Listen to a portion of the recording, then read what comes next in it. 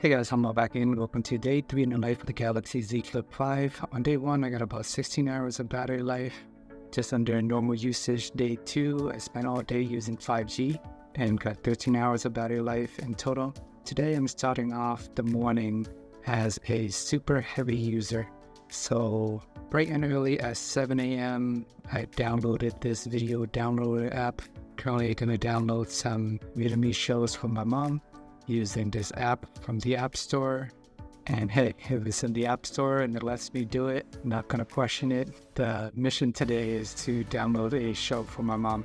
She's not very tech savvy, so I'm just gonna download all these shows, put in a USB stick and put it onto her computer and let it play. Sometimes when you try streaming certain videos off website, there's ads, there's a lot of things to click around and it's not very easy for her to navigate. So bright and early at 7 a.m. in the morning, I'm downloading 2 gigs files for each videos, and there is about 28 videos or so 56 gigabyte of data are going to be downloaded on this phone, and I will be on Wi-Fi doing this. So it took about 5 hours to download everything, but it all went smoothly. My Wi-Fi speed is 400 megabytes per second. I think everything was downloading at about 200 megabytes per second, and by 12 p.m. in the afternoon, my phone is at 36%. So this is a real day. I don't spend every day doing this, but just wanted to demonstrate how the phone's going to perform under intense pressure and overworking compared to a normal day. And even at 30%, the phone feels slightly warm. It's not burning hot or anything like that. But overall,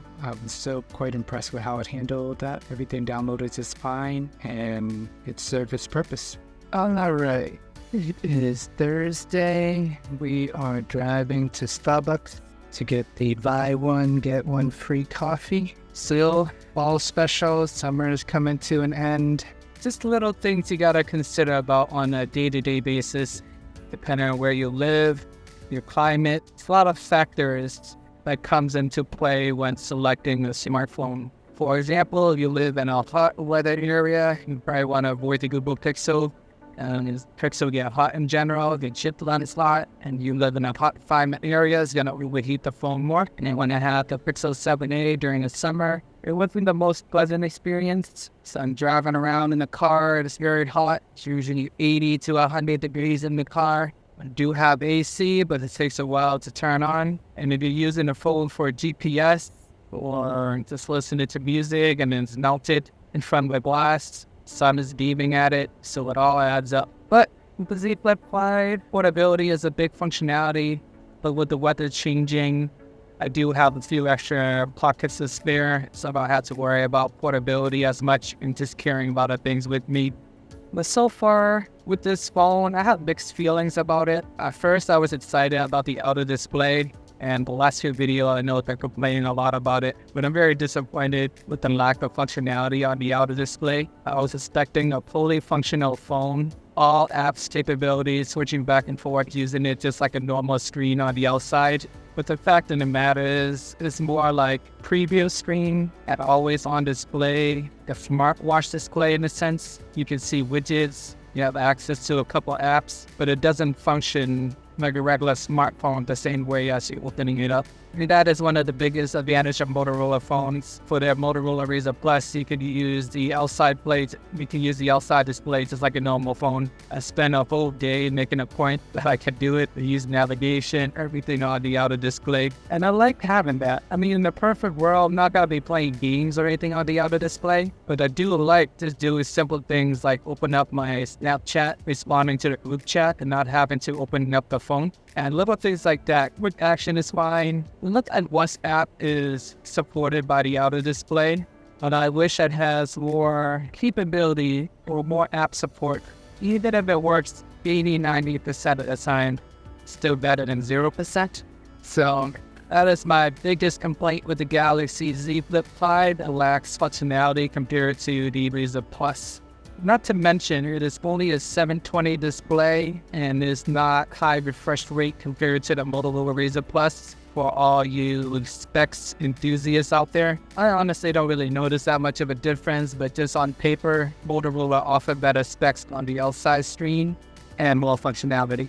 And this is the first phone that I'm using eSIM with, and so far so good. Everything's working fine. 5G is actually pretty fast. It got me through day 2, the whole day of just being on 5G, even though I'm at home and I have Wi-Fi. Just wanted to test out the speed and see how it holds up, and it holds up just fine. If you're doing normal stuff, watching YouTube, web surfing, Instagram, social media, any carrier can pretty much handle that. So I'm partnering with Mint Mobile on this video as well, because I think that they bring really good value at $15 a month for unlimited text and data. My current plan with T-Mobile, I'm paying about $60 per person and pretty much get the same thing. And if you're just using basic tasks on a day-to-day basis, I think it's worth trying out. So make sure to sign up in my link below, and it will really help out the channel so that I can keep posting videos like these. And the rest of the day I spent just working. I get off work at 5 p.m. and at that point, my phone was nearing the end. So from 7 a.m. to 5 p.m. was pretty solid. 10 hours of battery life given the heavy usage early in the morning. I think it's pretty impressive. Some of the prior phones that I was using, Pixels and others, I think I would get about 8 hours of battery life under normal usage. I'd even bothered pushing it to the limit by downloading 56 gigabyte of file. And once my phone is completely drained, I just plugged it into my fast charging brick. I had this one a while back when Samsung used to give away free stuff with the Galaxy Note 10 back in the days and other phones. So now instead of giving away free stuff, they take away the charging brick. But at least I still got this 45 watt fast charging brick. I believe this phone only fast charge up to 20 or 25 watt. Regardless, an hour and 10 minutes or so, it fills it up to 100%. So that will pretty much last me the rest of the day. And anytime I get a new phone, I kind of just add the biometrics as I go along. At first, I just add one finger just to get everything going quickly and start using it. And once I hold the phone in different angles, I just add more fingers, face unlock, and everything as I go. Because I don't want to spend 10-20 minutes just adding all my biometrics. But if it bothers me enough, I'm just going to slowly integrate them in my life. And one of the most challenging part about using the Galaxy Z Flip is when I use my left hand and my left index finger to try and unlock the phone, I feel like it never really reads properly. Because it's at an angle, I got to curl my finger around the phone. So that's one of the challenges of unlocking it with my left hand. But if it's on my right hand, I just hold the phone, finger lay flat on it. So that's pretty straightforward. But just something to keep in mind. Having a flipping phone, it looks nice, it's stylish, but using it can be impractical. There's a lot of friction. Sometimes you gotta figure out how to unlock your phone. You gotta decide if you want to check your notification on the cover screen. And if you do that, the notification is on the left-hand side. Typically, if you're using your phone normally, it's on the top. So I'm usually just pulling down the notification shade, and then it doesn't always let you do it right away. So you gotta remember to unlock the phone, and then you can pull down the shade, and then you realize you're just gonna see the all the icons, widget, and notification panels. So you gotta bring it back up, and then swipe to the other side and see the notification.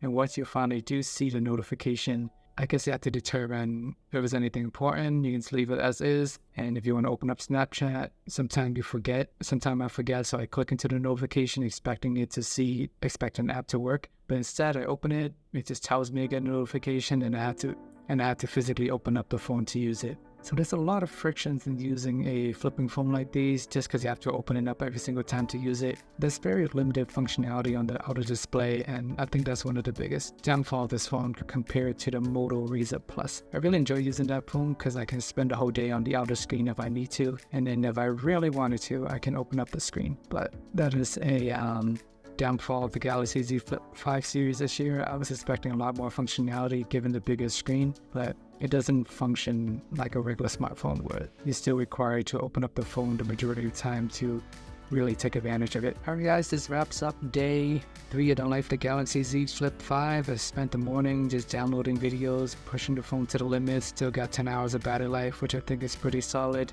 So far you kind of get a feel of how the phone's going to perform. I think the battery is actually working a lot better than I thought, and having the Snapdragon 8 Gen 2 chip is pretty efficient. So whether I am downloading a lot of videos for 5 hours straight, I still get a pretty good battery life, or I'm just using it under light usage, I can still get 16 hours of battery life. So I think that's a pretty good balance there. And even on my light usage day, I was still recording 30 minutes of video and I still got 16 hours of battery life. And so if you are a really light user and barely touch your phone, have it closed most of the day, I definitely think you can make through a whole day with this phone. But for me, I tend to be a more moderate to heavy user, so I think I'm going to average anywhere from 10 to 16 hours of battery life using the Galaxy Z Flip 5. Although I do not like the cover screen, I think the battery life is a solid improvement compared to the Flip 4 last year. Alright guys, please check out day 2 if you haven't already. Thank you for watching. Please like and subscribe, and see you guys in the next video.